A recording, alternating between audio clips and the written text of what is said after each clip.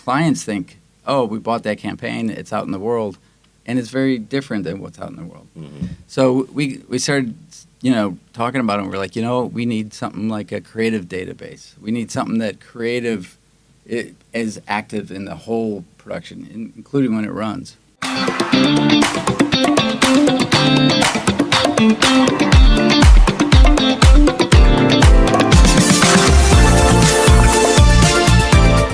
Hey, good morning, everybody. We are back with another live edition of the Ad Podcast, coming to you from the Cannes Lion up in the podcasting suite at the Media Center on the main palais. We've got Mark Figliulo, the Chief Creative Officer and co-founder of Fig, a great agency based in U.S. market, New York City. Yep, down in Soho. Let's go. All right. So, tell us a little bit about yourself. Tell us about the agency and what brought you guys to Cannes this year. Well, I've been coming for a long time now, so I love it. But this year we're here because, we're doing well with Publix. We had a couple shortlisted. Nice. Congrats. So that was nice, yeah. But it's more to be here for the networking. That's why you come. So see people they haven't seen in a while and meet some new people. Nice. So any other thought leadership you were doing this week? Any panels? Yeah, I did a couple. Yeah. Our thing that we're talking about this week and for the past couple of years is the role of creative data in the industry. Okay. Because, we're a creative shop. That's what we live and die to tell great stories, right? But what's happened over time is the media, and not just media agencies, but media in general, has really taken a larger role in what happens to creative when it runs. Yeah. So with AI and everything, the channels are important. Yeah, and it gets chopped up and moved around, and you don't even know what's going on. Lots of 500 versions of every hero asset. Yeah, and it's really surprising. And you think your campaign's out there, and it's really not. And clients think, oh, we bought that campaign, it's out in the world, and it's very different than what's out in the world. Mm-hmm. So we started, talking about it, and we're like, we need something like a creative database. We need something that creative is active in the whole production, including when it runs. So we came up with a thing called StoryData, and it just looks at the data inside every asset. Mm-hmm. So the visuals, the copy, all that kind of stuff, and the music, and it analyzes it. Mm-hmm. And our database up to 1 million assets now. Wow, so that's we really crazy. Now we know what's going on. We have a creative ID, so that could travel with the assets, so we know what happens to it as it goes along. Yeah, you can make sure that brand consistency and what your creative team originally wanted to put out in the world doesn't get morphed too much by the media channels and shows up in a way that maybe wouldn't support the work or honor the work. Yeah, and it's just, and we use it to build a campaign. So, hey, what's going on in the category? Yep. And then we test, copy test it with the tool. And then, like I said, we travel with it. So we really do keep track of what's going on in the creative. And now we could optimize creative instead of optimizing just media and, why people. It's out there, everyone knows, we follow the clicks, but they don't ask why. Or why that asset, not that asset. That's something we're good at. So I think we need a creative database or a approach to creative that is more modern than what creatives typically do. Is like, trust me, it's great. Yeah. I think we had to jump in the pool and figure this out. Yeah, that's awesome. That's a theme that I've been hearing across a handful of different agencies that I've interviewed this week is the idea of building proprietary tools in-house, and if it works, maybe even turning that into another line of business, going out and licensing it to other agencies. Yep. Are you guys going to keep that as an in-house capability for something proprietary, or have you thought about productizing that and actually bringing it to the marketplace? Yeah, that's right where we are. I don't think it's going to be something for other agencies. I think Fig will have it as a proprietary tool. But to work with media companies, to work directly with brands, yes, we are going to be doing that. Nice. We already, our brand, all of the clients that work with Fig already use it. Nice. So now we're going to just extend that to other people. Cool. Right on.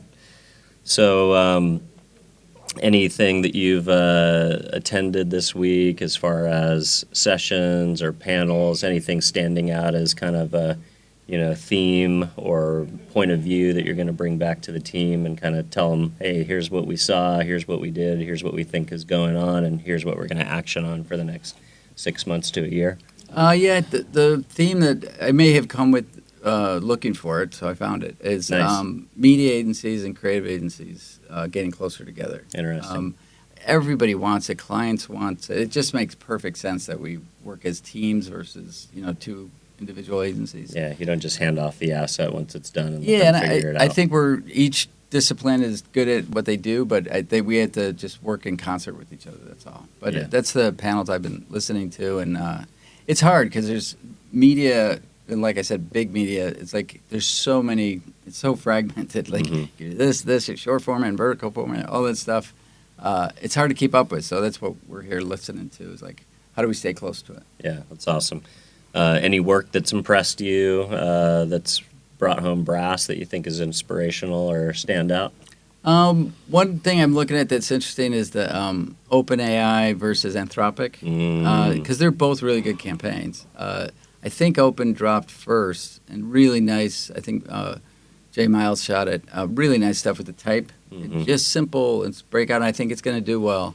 But then it was followed up with Anthropic, and it was kind of, they challenged OpenAI. Yeah, it's humorous and with the idea. Yeah, of and like, it's kind of old school advertising, but it's good. Like, the comparative, like Mac versus PC stuff. I think it's going to be really effective. Yeah. So I think I'm looking for, all right, who's going to win that battle, because I think they're both contenders. Yeah, I heard Zach, who was the original go-to-market first marketer at OpenAI, he's out as a thought leader now, but he's been talking a lot to the industry about the marketing of AI and the idea that, there's a lot of fear in the world, and technology companies and companies really need to tell uplifting stories, positive stories about AI, with the idea of like, what can it do to change humanity? What can it do to superpower people so they can, get out of menial tasks and things that take up their time and force them to be in front of a computer versus out in the world doing, deeper, more meaningful work, such as,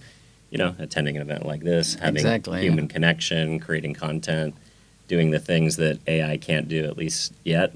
But I wonder, a lot of these frontier labs, so to speak, they kind of catastrophize, we're the third industrial revolution. We're going to put half the people out of jobs. It's like very much, a lot of that is positioning at the end of the day, right? To justify their massive valuations. Right, exactly. If you eliminate half the consumers from the world, I don't think that's going to make for a very great economy or an ecosystem. But I wonder if what your point of view is on kind of that. That's why I like Anthropic, because it's the only one that's like leaned into humor, right? It's yeah, like exactly. they're not trying to have this mystique kind of like kind of this mystery aspect that which also I think connotates to fear a little bit. Like, we're so powerful, watch out, kind of is like the message that you hear that you kind of take away a little bit. Well, the other thing about Anthropic, I think in the long term they're going to win is, so they have a good campaign. They're being honest and they don't do ads. That's a good positioning. Yep. But the way they run their business, like they do have Trust. some form of a moral foundation. It's not deep, but it's there, and it's more so than OpenAI. They're kind of positioning themselves as the good guys. Yeah, that's exactly right. They have a position, put it that way, Yeah. and the ads just reflect that position. So I think overall they're going to have a stronger brand. Yep. And a lot of it does come from the founders and everything else. Founder of Dario, and just kind of there was that scuttlebutt with the Department of Defense and.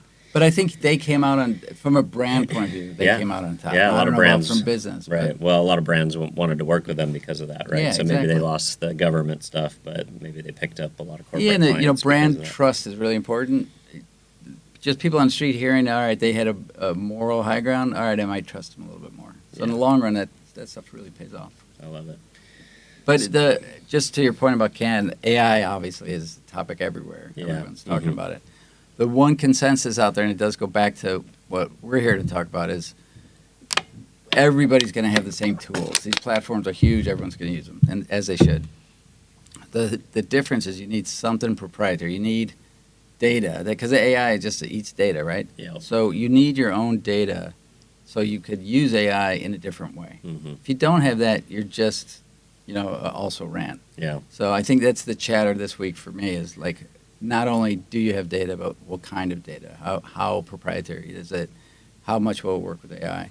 And that's why we're really doubling down on creative data, because hey, that's what we do. That's what the part of the story we care about is the creative. It gives you something proprietary. Yeah, and I'm talking to other founders. It's a really important part. And it's not easy to do because it doesn't exist yet. We're developing it. Yeah. But it's really important. Yeah, it's interesting. I talked to a search consultant this week who ran a search. She invited 3 agencies to respond to a brief, and they all basically turned in the same brief. Exactly. Because the AI systems that they all used came up with the same insights and the same strategy.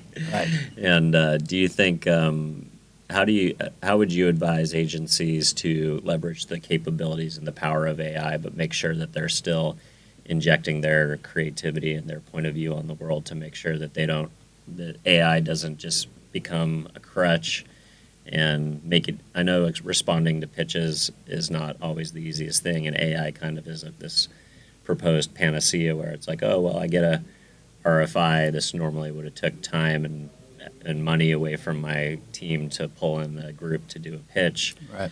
But if everybody's turning in the same results, then the clients get frustrated, and then the search consultants are out of a job. Like, this gal lost the search because, right. She didn't vet it. So, Yeah. So she's lost trust with these agencies that she put in the room. Be curious, how can you leverage AI for pitches, but make sure that you're still doing something that's unique and using your creativity and what you bring to the table? It's all good questions. Like, one thing, like right off the bat, do you use it? Like, as a creative shop, that's a first question. It's like, I wouldn't get caught in the middle, put it that way. Either you use it really effectively with your own proprietary data, or keep it intuitive and do what you're really good at. There's a couple of people sitting around the table and figuring stuff out. Mm-hmm. So I wouldn't get caught in the middle, like I said, because I think that your example, I bet that's what happened. Yeah. I bet there's a few people didn't have a lot of time. They typed in the same shit and they got the same shit out. Like, this is, I don't know these people at all, but that's just not, it's a little lazy. Yeah, totally. Yeah. Anything left this week that you want to go out and check out and see? We got a day and a half left. More catch up with people. Like, nice. One thing that, like, the networking part of it, like, it's so easy to get cynical, and I'm at the top. We all bitch and moan, but you're here and it's beautiful, and everybody's here. Yeah. Like, it's crazy. Everybody's here. So one thing I'm doing is just meeting with other founders, and nice. That's really great. We're rarely all in the same place. Yep. So you end up having a dinner with, the other night I had a dinner with 4 or 5 founders right in my space. Mm-hmm. People I really, really admire, but I haven't gotten a chance to really hang out with. Yep. So we had a great night just talking about, the different challenges, but different, like, holy shit, look at us. Yeah, that's pretty cool. It seems like Canada's an opportunity. I mean, obviously, you go against other agencies on pitches, and there's a spirit of healthy competition, but it feels like Canada is also an opportunity to build connection with those relationships that you might normally see as competitors, but you can kind of learn best practices from each other, stuff like that. Yeah, especially, in our position, we're an independent shop, and the independents kind of hang together. Mm-hmm. So in Canada, it just becomes even more obvious. It's kind of us against them, because Canada is run by the big networks. It just is, totally. And it's fine. They They put pay up the bills, big bucks, which is fine. But as independents, we're here. We want to have a say in things, and so we tend to group together. People try to organize us formally, but more importantly, I think it's just we're in the same boat. Let's support each other. I love it. Awesome. Well, Mark, appreciate you coming on and spending a few times with us talking about yourself and your agency. If folks at home want to connect with you or follow the agency, follow your thought leadership, where do you want to send folks to tune in? Fig at, I don't even know. Mark Figliulo at fig.com. Nice. Well, we'll link to everything in the show notes. Yeah, that'd be great. Appreciate you coming. All right, man. Cheers. Thanks. On YouTube, finding the right audience to build a media plan requires hours of research. And optimizing campaigns is time-consuming and a bit of a guessing game. That's why we built technology to do it for you. Strike Social.